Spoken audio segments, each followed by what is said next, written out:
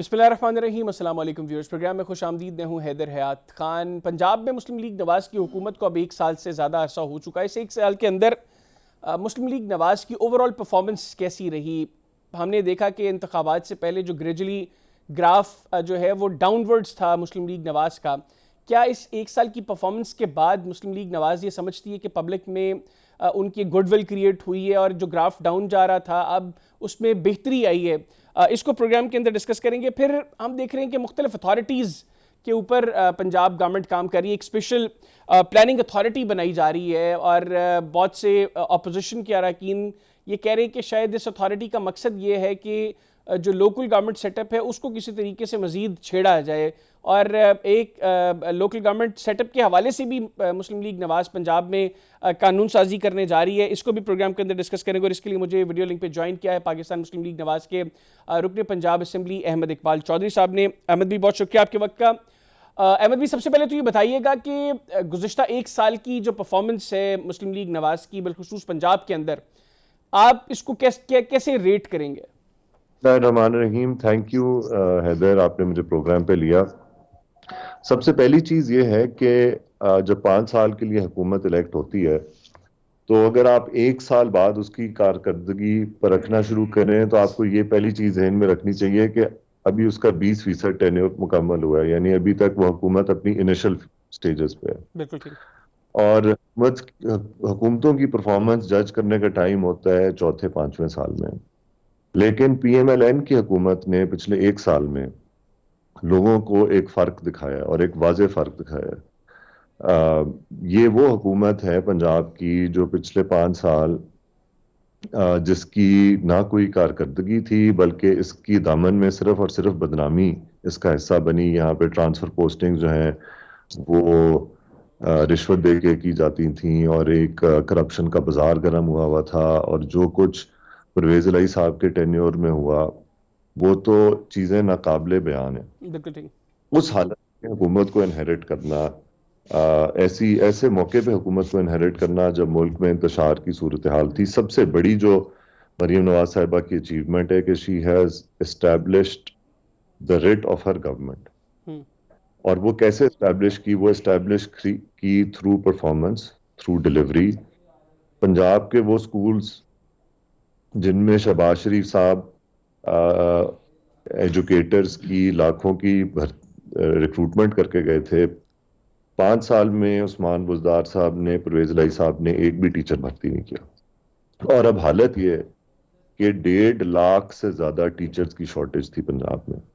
اس کو فوری طور پہ through Punjab education foundation, collaboration with non-governmental organizations, collaboration with private sector schools، Punjab government نے ان تمام سارے اسکول انفراسٹرکچر کو جو ریڈنڈنٹ ہو گیا تھا، بند پڑا تھا، اس کو چلایا.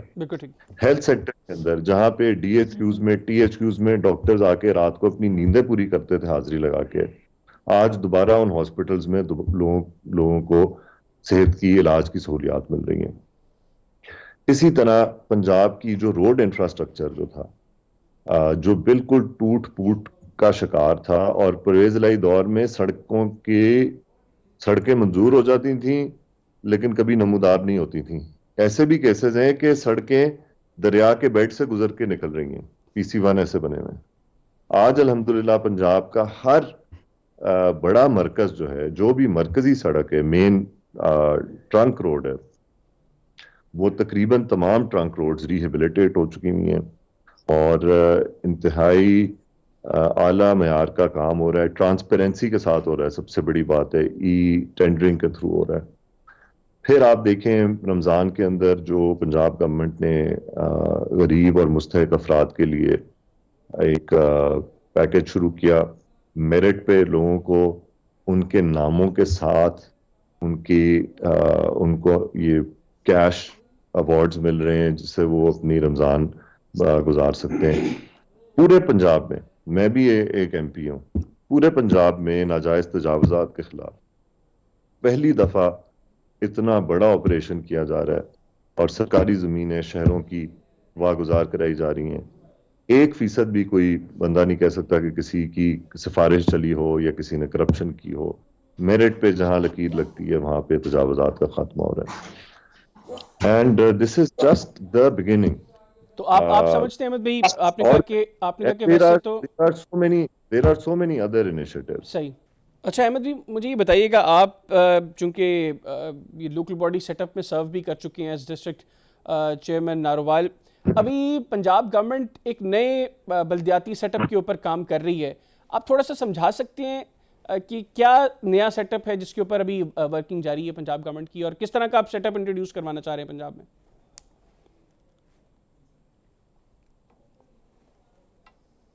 حیدر، ابھی ایک بل ہے پنجاب لوکل گورنمنٹ بل 2025 جو اسمبلی میں لے ہوا ہے، اور ابھی اسٹینڈنگ کمیٹی میں اسٹینڈنگ کمیٹی نے اس کو ٹیک اپ کرنا ہے. بالکل ٹھیک. اور میں امید کرتا ہوں کہ اس اسٹینڈنگ کمیٹی میں جب یہ بل آئے تو ہم اس کو ایک اچھا کنسنسس بیس سسٹم بنانے میں کام ہوں گے. اور سب سے بڑی بات یہ ہے کہ 2019 میں سابق کپتان نے آتے ہی سب سے پہلا حملہ بلدیاتی اداروں پہ کیا، اور سابق کپتان نے جو بات کہی کام ہمیشہ اس کے الٹ کیا. آگے اپنے 100 دن کے ایجنڈے میں کہا کہ میں سوئٹزرلینڈ جیسی لوکل گورنمنٹس بنا دوں گا. ارے بھائی، جو چیز موجود ہے اس کو تو تباہ نہ کرو. انہوں نے آتے ہی 58,000 بلدیاتی نمائندوں کو فارغ کیا. 2-2.5 سال ہم نے تحریک چلائی. پھر سابق کپتان کی ٹیم کے جو وسیم اکرم تھے انہوں نے سپریم کورٹ کا حکم ماننے سے انکار کیا، بلدیاتی اداروں کو بحال نہیں کیا. اب جب آپ ایک پودا پھل پھول رہا ہوتا ہے اس کو جڑوں سے نکال کے باہر پھینک دیتے ہیں، پھر دوبارہ سے اس بیج کو لگانا پڑتا ہے. تو اب مسلم لیگ نون کی حکومت کمیٹڈ ہے ڈیولوشن کے ساتھ بھی، لوکل گورنمنٹس کے ساتھ بھی.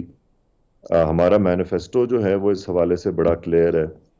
ہم تو چاہتے ہیں کہ آئین میں ایک ترمیم لے کے آئی جائے اور اس تھرڈ ٹیئر کو وہ پرماننس دی جائے، وہ اسٹیچر دیا جائے، وہ رسپیکٹ دی جائے جو فرسٹ اور سیکنڈ ٹیئر آف گورنمنٹ کو ملتی. کیونکہ پوری دنیا میں local governments are the agents of change.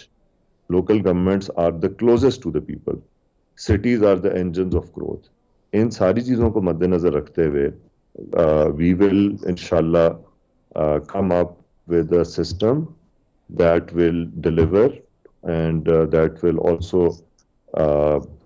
encourage participation of new people. اچھا، لیکن اس میں جو ابھی کچھ چیزیں سامنے آئی ہیں جس بل کا آپ نے ذکر کیا، اس میں شاید یہ پرپوز کیا گیا ہے کہ ڈسٹرکٹ کونسلز کی جگہ ڈسٹرکٹ اتھارٹیز بنائی جائیں. تو ایک بحث اب یہ بھی شروع ہوگی ہے کہ ایسے تو پھر اس کا مقصد ہی ختم ہو جائے گا جب آپ اختیارات ان نمائندوں کو نہیں دیں گے. اتھارٹی جو ہے وہ اس کو ڈپٹی کمشنر لیڈ کر رہے ہوں گے، وہ ہیڈ کر رہے ہوں گے، تو پھر بلدیاتی نمائندے کیا کام کریں گے؟ ایک بات یہ ہے حیدر کہ جب تک کوئی بل اسمبلی میں ووٹ ہو کے پاس نہیں ہو جاتا تب تک اس کے کسی فیچر پہ ہم کنکلوسیولی گفتگو نہیں کر سکتے. اب جیسے ایک اسپیشل پلاننگ کا بل آیا اسمبلی میں اور اس پہ قائمہ کمیٹی میں بڑی بحث ہوئی اس بل سے جو اسمبلی میں لے ہوا تھا، کیونکہ اس میں اپوزیشن اور گورنمنٹ دونوں نے مل کر اپنی پھر ان پٹ بھی کلاز بائی کلاز ریڈنگ کی، اور پھر جو اس میں کچھ حکم تھے ان کو ریموو کیا. اگر میں غلط نہیں ہوں احمد بھائی، تو یہ جس قائمہ کمیٹی میں کی جس میٹنگ کا آپ ذکر کر رہے ہیں، اس میں اپوزیشن کے ممبرز جو اس کمیٹی میں تھے انہوں نے ڈسینٹ نوٹ دیا تھا، اور آپ کے حوالے سے بھی اطلاعات ہیں کہ آپ نے بھی کہا تھا کہ یہ چیزیں مسلم لیگ نون کے مینیفیسٹو کو سرو نہیں کر رہی. اس کے بعد شاید اس کے اندر کوئی تبدیلیاں ہوئی ہیں. اس کے بعد ہم نے تھرو کنسنسس ہم نے اس کے اندر اس قانون کے اندر ہمارا صرف یہ ایک تھا کہ ہمارا مینیفیسٹو جو ہے کچھ چیزوں پہ اربن پلاننگ کے حوالے سے، ماسٹر پلاننگ کے حوالے سے، اور آپ نے تو بڑا اسٹڈی کیا ہے اربن پلاننگ کو، کرتا ہے. آپ نے اربن پلاننگ کو بڑا اسٹڈی کیا ہوا ہے، آپ تو بڑا اس حوالے سے بڑی انفارمیشن آپ کے پاس. ہاں، تو وہ جو لنکیج ہے لوکل گورنمنٹس کا اور پلاننگ کا، ہمارا صرف یہ تھا کہ مطالبہ تھا کہ وہ لنک نہ ٹوٹے، اور اس لنک کو ہم نے جو ایکٹ پاس ہوا ہے اس میں بحال کر دیا ہوا ہے. اپوزیشن نے بھی بڑے ذوق و شوق کے ساتھ اس میٹنگ میں اپنی انپٹ دی، رائے دی، اور وہ ساری اب تو کیونکہ اسمبلی کی ساری پروسیڈنگز وہ ساری اپلوڈڈ ہیں، وہ کوئی بھی جا کے دیکھ سکتا ہے.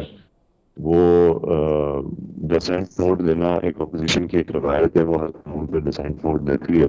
I think they were there and they gave their dissent. This is democracy. یہ اصل جمہوریت جو ہے وہ یہی ہے، جو اسٹینڈنگ کمیٹیز اور اسمبلی کے اندر جو ایک مختلف موقف لوگوں کے سامنے آتے ہیں اور پھر آپ اپنے ان مختلف آراء کو سامنے رکھتے ہوئے کنسنسس کریٹ کرتے ہیں، یہ اصل جمہوریت کا حسن ہے. اور اب وہ مثال دینے کا مقصد اصل میں یہ تھا کہ اسی طرح لوکل گورنمنٹ بل جب آئے گا اسٹینڈنگ کمیٹی میں، تو اسٹینڈنگ کمیٹی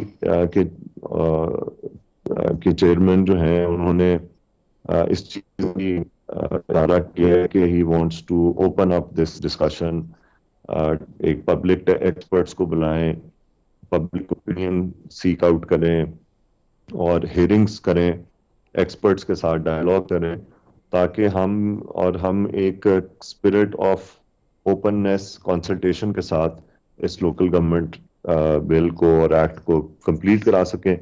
اور پھر جب یہ اسٹینڈنگ کمیٹی سے دوبارہ اس کی رپورٹ لے ہوگی ہاؤس میں، اور جب ہاؤس سے یہ پاس ہوگا اور پھر یہ ایکٹ جو ہے لا بن جائے گا، تب ہم حیدر اس پہ بات کر سکیں گے کہ کون سا ٹیئر ہے یا نہیں ہے، یا کون سا فنکشن ہے یا نہیں ہے، کیونکہ ابھی تو یہ ایک پروپوزڈ بل ہے. بالکل. آخر میں یہ بتائیے گا احمد بھائی، ابھی چلیں بل پرپوزڈ ہے، کل کو اس کو ووٹنگ ہوگی، اس کے بعد مطلب اسٹینڈنگ کمیٹی اور سارے معاملات کے بعد جب یہ فائنلی قانون کی شکل اختیار کر لے گا، پلان کیا ہے، اپروچ کیا ہے اس وقت مسلم لیگ نواز کی، پنجاب گورنمنٹ کی؟ کب تک آپ لوگ پنجاب میں بلدیاتی الیکشنز کروانا چاہتے ہیں؟ دیکھیں، اگر ایکٹ اسمبلی سے پاس ہونے میں اوبیسلی اس میں ڈیلیبریشن ہوگی، ممبرز کا بڑا انٹرسٹ ہے. Around I think 150 members of this Punjab Assembly have held offices in local governments. So they are all extremely interested. They want to give their input.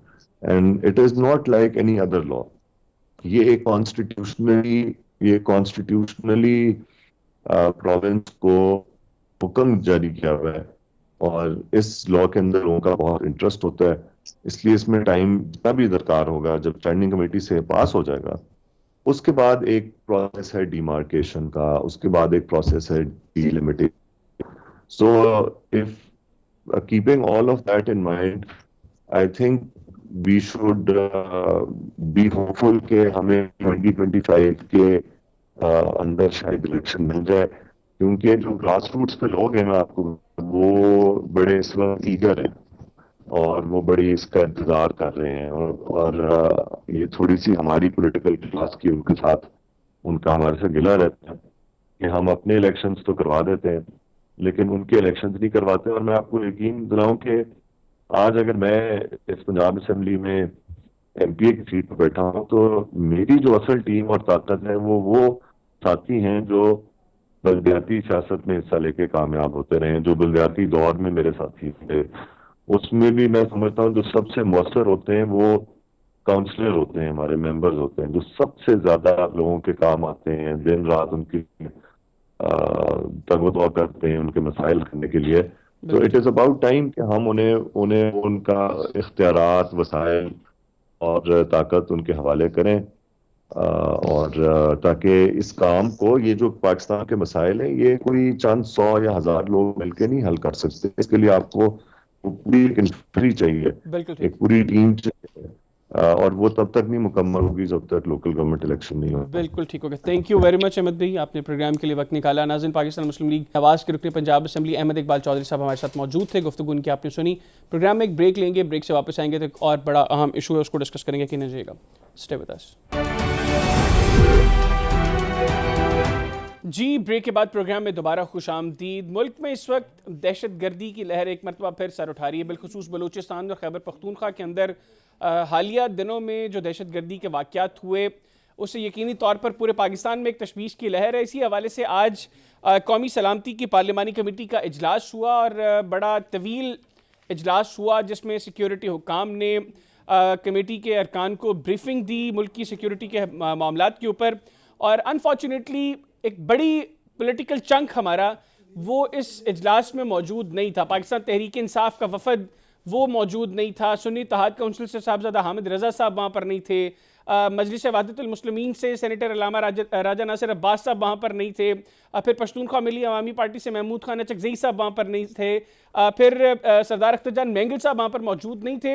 اور ان میں ایک بڑا نمبر ان politicians کا ہے جو بار بار یہ بات کرتے ہیں کہ ہم چاہتے ہیں کہ بلوچستان کے ایشو کو ڈسکس کیا جائے، اس کے اوپر بات کی جائے، لیکن ریاست اس پر تیار نہیں ہے. آج جب ریاست تیار تھی، ریاست بات کر رہی تھی، تو انفارچونیٹلی یہ تمام لوگ ہمیں اس اجلاس میں دکھائی نہیں دیے. میں اعلامیے میں بڑا ایک تفصیلی اعلامیہ ہے اس اجلاس کا، میں موٹے موٹے پوائنٹس سامنے رکھتا ہوں. قومی سیاسی اور عسکری قیادت کا دہشت گردی کے خاتمے کے لیے ہر آپشن استعمال کرنے کا فیصلہ.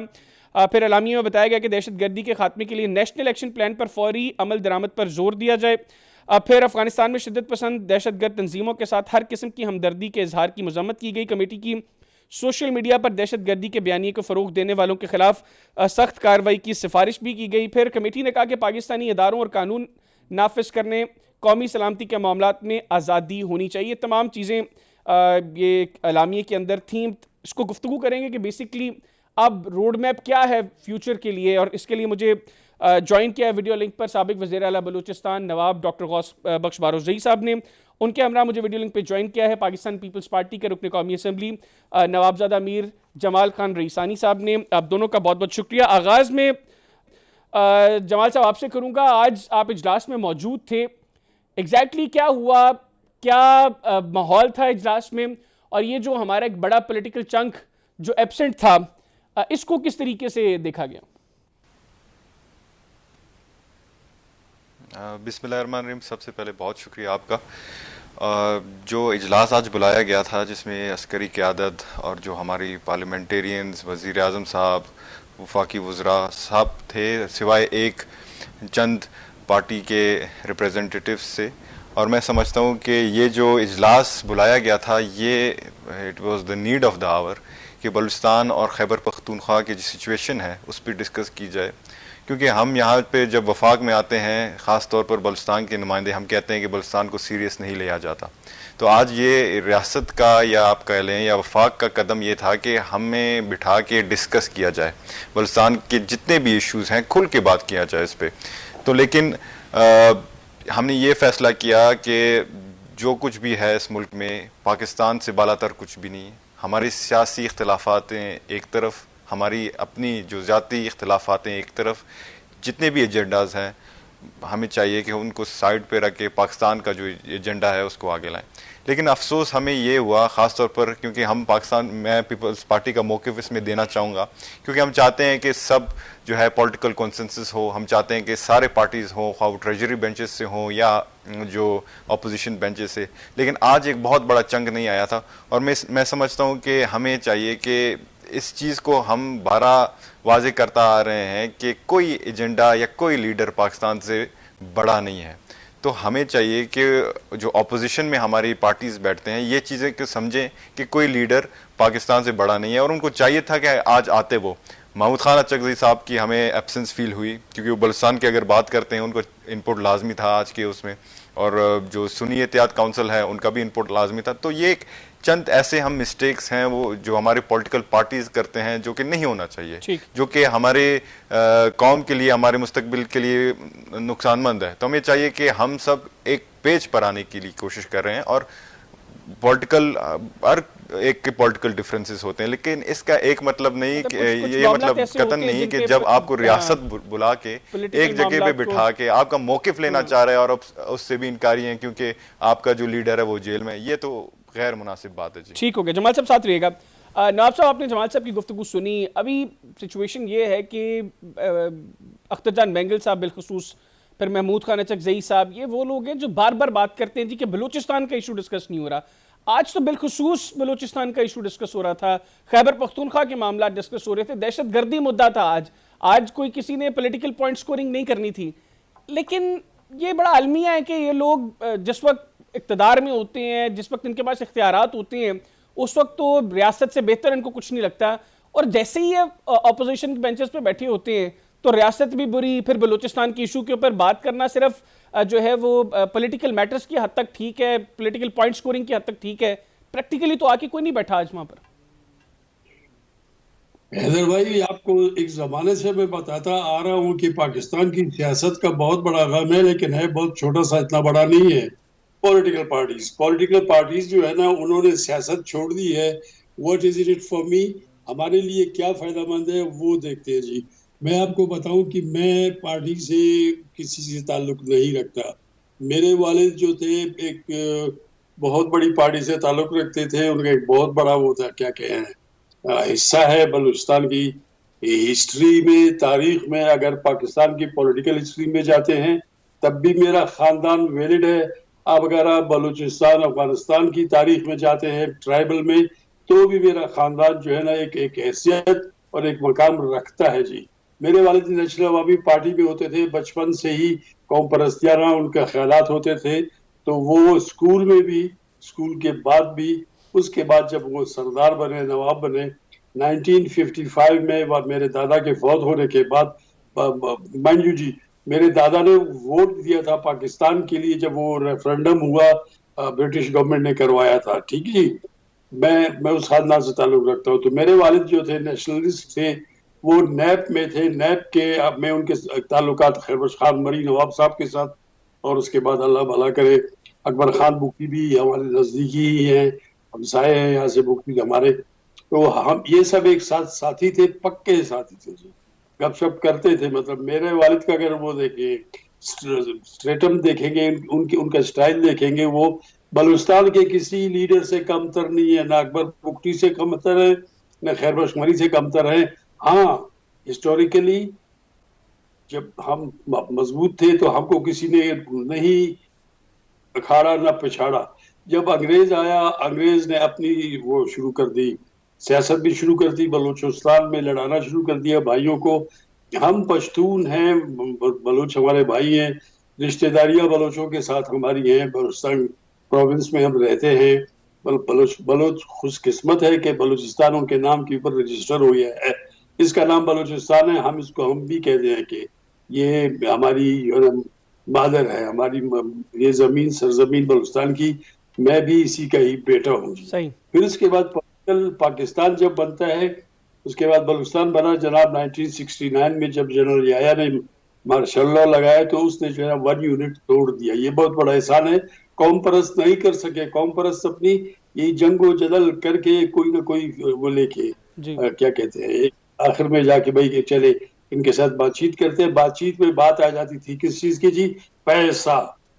اتنا پیسہ ہمارا ضائع ہو گیا, اتنا ہمارا یہ ہے, ہمارے کو یہ دو, ہمارے کو وہ دو, اسکول مت بناؤ, یہ نہیں بناؤ. اور بابا ہمیشہ بولتے تھے, خیر بخش خان بابا کے بہت اچھے دوست تھے, وہ ہمیشہ بابا کے ساتھ ہی ہوتے تھے.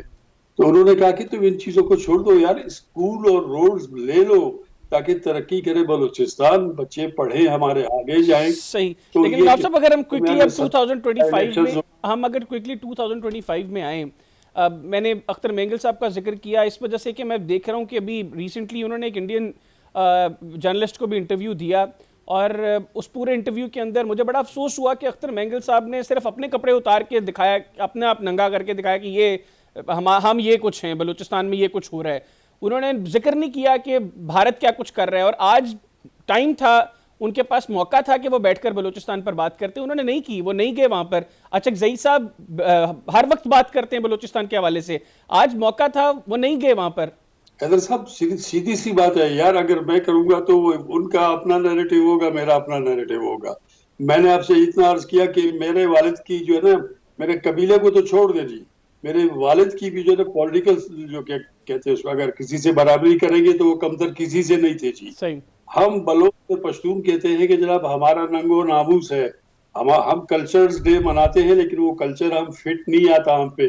محمود خان پشتون پشتون پشتون سیاست کرتا رہا. اس کے بعد پھر یہاں بھی سبی میں کچھ دن پہلے انہوں نے یہاں پہ وہ کیا, کیا کہتے ہیں, اپنی پارٹی کا وہ کنونشن کیا, کوئی کنونشن کیا جی ہاں. تو میں لاہور میں تھا, लाहौर से जब मैं आया वापस उसी दिन आया जिस दिन कन्वेंशन था, मैंने कहा जाके मैं मिलूंगा, बैठूंगा भी, बात भी करूंगा। महमूद खान अगर इंटरेस्टेड है, पश्तून में इंटरेस्टेड इसलिए है कि उसकी जो दुकान है एक अच्छी मजेदार किस्म की दुकान है। कहाँ पे? वो जो नेशनलिस्ट का मॉल है ना, उसमें बेहतरीन दुकान है बलूचिस्तान के सेक्शन में महमूद खान की, और ये जो दूसरी साइड की है जिसमें अभी आप कह रहे थे, आप अख्तर जान मेंगल से बात करेंगे, ये लड़ते भी हैं फिर आपस में बैठते भी हैं अपने मतलब के लिए। महमूद खान ने मकसद तो यही है, मतलब पॉइंट तो यही है कि फिर बहुत कुछ कमाया। ठीक है, अपने मतलब के लिए। मैं सिग्बी में बैठा हूँ, मैंने, मेरे खानदान ने 18 जंगें की हैं खानफ कलात से। खानफ कलात का आप पता करें किसी और से, जमाल बैठा हुआ है, बच्चा है मेरा जी, इसको भी पता है, आप किसी भी फैमिली से पता करें, वो जो 18 जंगें हुई है बारोज़ीज़ में, पड़ीज में और उसमें खानफ कलात में, खान भी एंडोर्स करता है। खान अहमद यार खान, मुझे याद है हम छोटे होते थे, फिर दाऊद जान उनके बेटे, दाऊद जान के बाद सुलेमान खान जो है वो, तो इस बात को वो मानता है महमूद खान, लेकिन यहाँ पे आके अपने जो ना उसमें ठीक हो गया, चला जाता है। ठीक हो गया, यानी पॉइंट आपका ये है कि अपने मतलब के लिए बैठते हैं। जमाल बात सुने, अर्ज करूँ, अर्ज मेरी बात सुनिए पूरी, बाकी फिर छोड़ दे, उन्हीं को ले ले। वो यहाँ पे तंज करके गया हो सकता है 18 लड़ाइयां हो गई हो, फलाना हो गई हो, ये मैं उसको तंज लेता हूँ। अगर मैं चीफ मिनिस्टर ना होता तो शायद महमूद खान, मैं आपको ओपनली कहता हूँ, पॉलिटिकली इसको इतना वो मिला, इन्होंने मुझे एक्सप्लोर किया कि इसको सीटें मिल गई, इन्होंने क्या क्या नहीं किया, उसमें गौस बख्श नहीं था, गौस बख्श नहीं था, बाकी सब थे। मैं पश्तून हूँ, मैं इतना ही पढ़ा लिखा हूँ जितने ये पढ़े लिखे, बल्कि इनसे शायद ज्यादा पढ़ा लिखा हूँ, ठीक हो गया। लेकिन मैं इस तरह की जो स्टेट भी मुझे केयर टेकर चीफ मिनिस्टर बना, स्टेट भी मैंने किसी से वो नहीं की, मिन्नतें नहीं की किसी की, मैंने लॉबिंग नहीं की, मुझे पसंद किया गया, बिल्कुल ठीक, पसंद किया गया। आपसे मैं बाद में बताऊंगा आपको। ठीक हो गया, ठीक हो गया। मैंने जो किया काम आपको पता है, मेरे पास वक्त कम है, मिनिस्टर मैंने समझा, क्योंकि नवाब रैसानी के 65 तकरीबन मिनिस्टर से, तो मैंने मिनिस्टर किया, मैं कामयाब हो गया। ठीक हो गया। नवाब साहब मेरे पास वक्त कम है, मैं इस टॉपिक को भी जी थोड़ा सा डिस्कस करना चाहता हूँ, मैं आपके पास वापस आता हूँ। जमाल आप बताइएगा, आप क्या समझते हैं, ये जो अख्तर जान मेंगल साहब तशरीफ नहीं लाए, और मेंगल साहब की तो पॉलिटिक्स वो तो करते ही बलूचिस्तान के ऊपर है, आज बड़ा मौका था उनके पास इसके ऊपर बात करने का। फिर महमूद खान अचकज़ई साहब वो यहाँ पर नहीं आए, चले तहरीक इंसाफ के तो मामला तो और थे, ये लोग कम से कम आकर आज बात कर सकते थे अपनी, इन लोगों का ना आना, इसको आप कैसे देखते हैं? देखिए जी, सबसे पहले तो हमें ये चीज़ तस्लीम करना होगा कि जो नेशनलिस्ट सियासत ये लोग कर रहे हैं, ये जो सियासत ना ही बलूचिस्तान के मुफाद के लिए, ना ही बलूचिस्तान की आवाम के मुफाद के लिए, इसकी चंद वजूहात हैं। जब ये, जैसे आपने ख़ुद कहा कि जब ये ट्रेजरी बेंचेस पे बैठते हैं, अख्तर जान मेंगल साहब ख़ुद चीफ मिनिस्टर रहे हैं बलूचिस्तान के, महमूद खान साहब की पार्टी को भी चीफ मिनिस्ट्री मिली थी, उनको भी कोalition गवर्नमेंट के तहत गवर्नमेंट मिली थी, तो ये बातें वो नहीं करते थे, ठीक है जी। लेकिन जब जैसे ही वो ऑपोजिशन पे आ गए तो नाराज़गी भी स्टार्टें हो गई, फिर ग्रीवेंसेस भी आ गए, तहफ़्फ़ुज़ात भी आ गए हुकूमत से, और फिर आपने इमरान खान के दौर में देखा, ठीक है जी, जब वो किस तरह के मरात लेते थे और नाराज़गी कोई भी नहीं थी। तो ये बात वाज़े करनी चाहिए कि ये किस तहत की सियासत कर रहे हैं। हम फेडरेशन की सियासत करते हैं, हम आवाम की सियासत करते हैं, और मैं इन पे हैरान हूँ, और मुझे बहुत अफसोस भी हुआ, एक सियासतदान की हैसियत से नहीं बल्कि एक बलूचिस्तान के नौजवान की हैसियत से मुझे अफसोस इस बात पे हुई कि जब रियासत आपको कह रहा है कि ये फ्लोर आपका, ये माइक आपका, ये प्लेटफॉर्म आपका जो कि आप मांग रहे थे, ठीक है, पहले शायद हमारे पास टाइम नहीं था या हमने संजीदा नहीं लिया, लेकिन अभी हम चाहते हैं कि आप आएँ, बोलें, हम आपको सुनना चाहते हैं। फिर आप कहते हैं कि नहीं जी, हम नहीं, ना ही इस फ्लोर को इस्तेमाल करना चाहते हैं और ना ही हम आपसे बातचीत करना चाहते हैं। वजह सिर्फ ये है कि हम जो हैं अपने जो ज़ाती मुफाद है हम उसको बालातर समझते हैं। तो मैं समझता हूँ ऐसी सियासत कतन नहीं करनी चाहिए, हमें लोगों को बेवकूफ़ भी नहीं बनाना चाहिए। बलूचिस्तान के लोग जान चुके हैं कि असली सियासत कौन करता है, कौन किसने कितनी कुर्बानी दी है। میں بڑی رسپیکٹ کرتا ہوں ان کی, لیکن مجھے بڑا افسوس ہوا جب میں نے وہ برکھا دت والا بالکل جی, we also have huge respect for him. برکھا دت والا انٹرویو تھا بلوچستان کے اندر جو انسرجنسی میں ایک بڑا ایلیمنٹ انڈین انوالومنٹ ہے. محمود اختر جان مینگل صاحب نے ہر چیز ڈسکس کی, اس میں ہر چیز میں انہوں نے اسٹیبلشمنٹ کو قصوروار قرار دیا, انہوں نے ریاست کو قصوروار قرار دیا, انہوں نے ایک منٹ بھی بلوچستان کے مسائل میں جو اس وقت بھارت کا رول ہے اس کے اوپر انہوں نے کرٹیسزم نہیں کی. مجھے بڑا افسوس ہوا اس انٹرویو کے بعد. دیکھیے جی, یہی مسئلہ ہے بلوچستان کا کہ ہم سچ نہیں بولتے. ہمیں پتہ ہے کہ سچ کیا ہے. ہم یہ جو دہشت گردی ہے یہ پچھلے کئی دہائیوں سے چلتا آ رہا ہے, اور اس کی ایک وجہ ہے کہ یہ جو زخم ہے یہ کیوں نہیں بھر رہے. وجہ یہ ہے کہ ہم شاخیں کاٹ رہے ہیں. ٹھیک ہے جی, ہم نے ابھی تک جڑوں پہ وار ہی نہیں کی, اور ہمیں پتہ ہے کہ جڑوں کدھر ہیں. افغانستان میں ہے, انڈیا کی انوالومنٹ ہے. ایک چھوٹا سا مثال دیتا ہوں آپ کو. 29 جولائی 2011 کو میرا 13 سالہ بھائی حکمل رحسانی شہید کیا جاتا ہے, جو کہ ایک جو فٹ بال میچ میں مدعو کیا جاتا ہے, پھر اسے دہشت گرد شہید کرتے ہیں. ٹھیک ہے جی, اگلے دن نیوز میں آتا ہے, دا نیشن ایک نیوز پیپر ہے, اس کا شاید آپ نے بھی سنا ہوگا, اس میں باقاعدہ لکھا جاتا ہے کہ اکمل رحسانیز اسیسنیشن لنکڈ ود را. پھر ادھر لکھا جاتا ہے کہ را جو ہے BLA BLF جیسے تنظیموں کو فنڈ کرتا ہے کہ یہ بلوچستان کی امن کو سبوتاج کریں. دوسرا, اگر ثبوت ہی ڈھونڈنا ہے تو کلبھوشن یادو سے بڑا ثبوت تو نہیں ہے ہمارے پاس. ہم یہ قطعاً رول آؤٹ نہیں کر سکتے کہ تھرڈ جو فیکٹر انوالومنٹ بلوچستان میں ریاست ہے پہ جو ڈالتے ہیں وہ کیوں ان چیزوں کو کیوں ڈسکس نہیں کرتے, ان کے اوپر کیوں بات نہیں کرتے. دیکھیے جی, اختر مینگل صاحب کو ابھی I have huge respect for ہم, بزرگ ہیں ہمارے, لیکن ہر چیز ریاست پہ ڈالنے کا نہیں ہوتا. ٹھیک ہے جی, ہمارے اپنے بھی ایشوز ہیں. ٹھیک ہے جی, تعلیم کا ہمارا ایشو ہے. ہم اب اگر کہیں کہ ریاست کا ایشو ہے, اسٹیبلشمنٹ ہمیں تعلیم نہیں دے رہا, یہ بھی غلط ہے. پنجاب کا, ہم اگر پنجاب کو بلیم کر رہے ہیں, ہر ہمارا وزیر اعلیٰ بلوچ رہا ہے, ہر ہمارا گورنر پٹھان رہا ہے, فنڈ ہمیں وفاق سے آ رہی ہے, آغاز حقوق بلوچستان ہمیں ملا, NFC ایوارڈ ہمیں ملا, 18ویں ترمیم کے تحت ہمارے جو جتنے بھی سائل اور وسائل کے اوپر بلوچستان کا حق ہے وہ تسلیم کیا گیا. تو ہم اور کیا چاہتے ہیں. ٹھیک ہے جی, اس میں ہماری غلطیاں ہیں. ہم بلیمنگ چھوڑیں اور آئیں مل کر اس کا ایشو کا حل نکالیں. اختر مینگل صاحب میں سمجھتا ہوں is the part of the problem, not part of the solution, even though we want ہم to be part of the solution, but he chooses not to be part of the solution. ٹھیک ہو گیا. نواب صاحب, اب آخر میں آپ کیا سمجھتے ہیں, ہمیں فوری طور پہ مطلب شارٹ ٹرم اسٹریٹجی, مطلب ہمیں یقینی طور پر دونوں اسٹریٹجیز کے اوپر اب کام کرنا پڑے گا. ہم صرف لانگ ٹرم اسٹریٹجی ڈسکس نہیں کر سکتے. جو موجودہ لہر ہے دہشت گردی کی, اس کے حوالے سے شارٹ ٹرم اسٹریٹجی بھی بنانی پڑے گی. لانگ ٹرم کے لیے تو ہم یقینی طور پہ پھر کوئی پروگرام کریں گے, اس کے اوپر ڈسکشن کریں گے. آخر میں آپ کیا سمجھتے ہیں شارٹ ٹرم کیا اسٹریٹجی ہو سکتی ہے جس سے معاملات تھوڑے سے ٹھنڈے ہوں, تھوڑا سا ہم بہتری کی طرف جائیں؟ ابھی تو بہت بگاڑ پیدا ہو گیا. دیکھیں شارٹ ٹرم کہہ رہے ہیں نا آپ جی, آپ نے ایک کرنا ہے, اس کے لیے آپ کو سامان لینا ہوتا ہے, آپ اپریٹسز لینے ہوتے ہیں, بہت سی چیزیں لینی ہوتی ہیں, جس کے بعد وہ تجربہ آپ کا کامیاب ہو سکتا ہے. اسٹیٹ کی ناکامی یہ ہے کہ اسٹیٹ نے جو ہے نا جو قانون ہے اس کو صحیح طریقے سے وہ نہیں کیا, لاگو نہیں کر سکی اور تجربے کرتے رہے. میں آپ کو بتا رہا تھا کیونکہ یہ بہت بڑا واس سبجیکٹ ہے. میں جتنے بھی سیاستدان میرے عمر کے جو ہیں, میں کسی سے کم تر نہیں ہوں جی, لیکن میں پوٹنٹ پولیٹیشین نہیں ہوں. میں الیکشن میں نہیں جا سکتا. دالدی جس کو بولتے ہیں وہ دالدیاں ہوتی ہیں, وہ سب پتہ ہے ہر ایک کو. ٹھیک ہے جی, کیئر ٹیکر میں رہا ہوں, آپ کو پتہ ہے کیئر ٹیکر چیف منسٹر میں رہا. میں نے ایک حکومت میں آپ کو پتہ ہے کہ رہتے ہوئے میں نے ایک منسٹر بھی نہیں لیا. اس سے پہلے نواب اسلم رحسانی میرا عزیز پکا یار ہے. اب ہماری یاری کی دوستی کی صرف اور صرف وہ جو ہے نوسٹیلجک ویلیو ہے, باقی ہمارے میں کوئی نہ ہم ملتے ہیں نہ ایک دوسرے سے بات کرتے ہیں نہ آتے جاتے, ورنہ صبح دوپہر شام ہم ساتھ ہوتے تھے. میرے والد چیف منسٹر بنے تو ان کے والد سینئر منسٹر تھے. میرے والد جب پہلے اسپیکر بلوچستان کے بنے تو نواب صاحب جو تھے وہ فیڈرل گورنمنٹ میں چلے گئے تھے.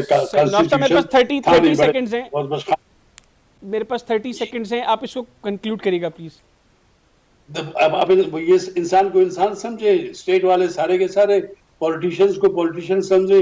میں کون سا پولیٹیشن ہوں, مجھے یہ بھی بتا دیں تاکہ میں کروں. میں ویلڈ بندہ ہوں, میں بلوچستان کی ہر چیز جانتا ہوں, بالکل بہت کوشش کرتا ہوں کہ ہر چیز مجھے معلوم ہے. میں اطالع خان بینگل کے بارے میں بھی جانتا ہوں, میرا انکل تھا. بالکل میں ٹھیک اکبر ہے خان ڈاکٹر صاحب, بھی وقت جانتا میرے پاس وقت ختم ہو گیا. بہت شکریہ, آپ نے پروگرام کے لیے وقت نکالا. جمال, آپ کا بہت بہت شکریہ, آپ پروگرام میں ہمارے ساتھ موجود تھے. ناظرین, دونوں مہمانوں کی گفتگو آپ نے سنی. ابھی یقینی طور پہ ہماری جتنی بھی پولیٹیکل پارٹیز کی لیڈرشپ ہے ان کو سمجھنا چاہیے کہ سیاست ہوتی رہے گی, لیکن اس کے لیے ملک کا رہنا, ملک کا قائم دائم رہنا بہت ضروری ہے, اور اس کے لیے سیاست کو اس وقت پرے رکھ کے ایک جٹ ہو کے ایک امبریلا کے انڈر آ کے ہمیں ملک کے وسیع تر مفاد میں فیصلے کرنا ہوگا. اگر ہم اس پہ بھی سیاست کھیلتے رہیں گے تو گزشتہ چند ماہ میں ہم جس بگاڑ کی طرف گئے ہیں, آگے والا بگاڑ شاید ہم سے کنٹرول بھی نہ ہو. آج کے پروگرام سے مجھے اور میری ٹیم کو اجازت دیجیے. اللہ حافظ. پاکستان زندہ باد.